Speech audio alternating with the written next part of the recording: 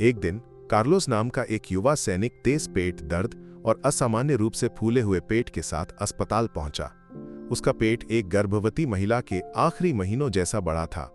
Doctor Philip हैरान होकर उसके पास दौड़ा और तुरंत स्ट्रेचर लाने को कहा। कार्लोस के पेट पर हाथ रखते ही उसे अंदर कुछ हिलता हुआ महसूस हुआ, जैसे कोई बच्चा लात मार रहा हो। यह डॉक्टर को उलझन में डाल गया, क्योंकि पुरुष तो गर्भवती हो ही नहीं सकते। कार्लोस के साथ आए उसके दोस्त फैबियन ने डॉक्टर को बताया, 8 महीने पहले कार्लोस का पेट फूलने लगा था। उसने इसे सामान्य सूजन समझा। अब दर्द असहनीय होने पर मैंने जबरदस्ती उसे यहां लाया।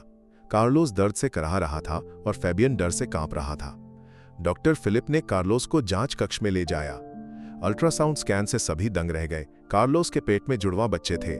फैबियन को यकीन नहीं हुआ और कार्लोस दर्द में ये नकार रहा था कि ये क्या हो रहा है। अचानक कार्लोस के शरीर से गर्म तरल निकला। एमनियोटिक द्रव फट गया था। प्रसव नजदीक था। डॉक्टर ने तुरंत कार्लोस को सर्जरी कक्ष में ले जाया। कार्लोस दर्द से चीख रहा था और फैबियन बार बार कह रहा था, यह असंभव है। सर्जरी कक्ष में कार्लोस के कपड़े हटाने पर चौंकाने वाला सच सामने आया। कार्लोस पुरुष नहीं, महिला थी। कार्लोस ने स्वीकार किया, मेरा असली नाम काल है, मैं एक महिला हूं। यह किसी को पता नहीं चलना चाहिए।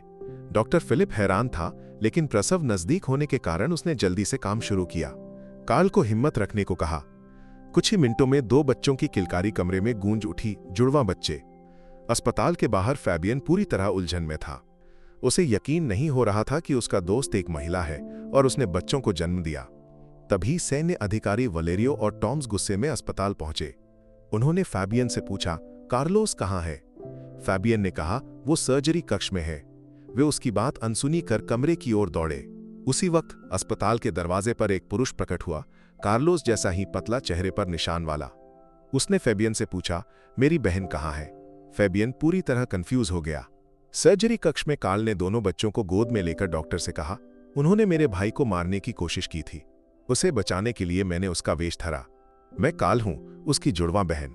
वलेरियो और टॉम्स कमरे में दौड़कर आए, लेकिन काल को देखकर ठिठक गए। उन्हें लगा था कि वो कार्लोस है। काल ने दृढ़ता से कहा, तुम जिसे ढूंढ रहे हो वो मैं नहीं। तभी फैबियन और असली कार्लोस कमरे में पहुंचे। कार्लोस ने कहा, तुम्हारा खेल खत्म। सारे सबूत पुलिस के पास हैं। सभी सन्न रह गए। कहानी को समझने के लिए कुछ महीने पीछे जाना होगा।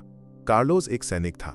एक दिन उसने टॉमस के ऑफिस में एक गुप्त दस्तावेज देखा, जिसमें वलेरियो और टॉमस के सेना का पैसा चुराने के सबूत थे। कार्लोस ने इसे उजागर करने की कोशिश की, लेकिन उन्होंने उसे सिर पर मारा और नदी में फेंक दिया। चमत्कारिक रूप से कार्लोस घायल अवस्था में बच गया। कार्लोस अपनी जुड़वा बहन काल के पास गया, जो सेना में किसी और जगह काम करती थी। उन्होंने एक योजना बनाई। काल कार्लोस का वेश धरकर भ्रष्टाचारियों के खिलाफ सबूत इकट्ठा करेगी। काल ने बाल कटवाए, आवाज बदली और कार्लोस की तरह व्यवहार किया। उसने स्मृति लोप का नाटक कर सबूत जुटाए, लेकिन उसे नहीं पता था कि वह गर्भवती है। महीनों बाद काल का पेट बड़ा होने लगा। सभी ने इसे बीमारी समझा। काल ने कहा, यह पाचन की समस्या है, और टाल दिया। फैबियन ने काल, जिसे वो कार्लोस समझता था, को डॉक्टर के पास ले जाने की जिद की, लेकिन काल टालती रही। उसे अपना मिशन पूरा करना था। एक रात काल ने चुपके से वलारियो के ऑफिस में घुसकर सबूतों की तस्वीरें लीं, लेकिन वलारियो और टॉम्स वहां पहुंच गए। उन्होंने गुस्से में पूछा, तुम्हारा स्मृति लोप झूठ था, है ना? काल दर्द से तड़प रही थी, लेकिन उसने मेज धक्का देकर भाग निकली। फैबियन को देखकर उसने कहा, मुझे यहां से ले चलो। फैबियन उसे कार में अस्पताल ले गया।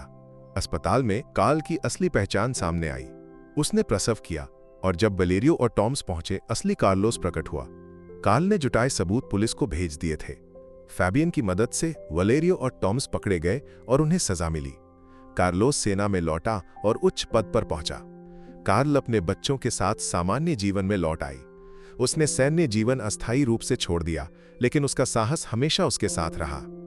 इस तरह एक असाधारण कहानी में न्याय और साहस की जीत हुई।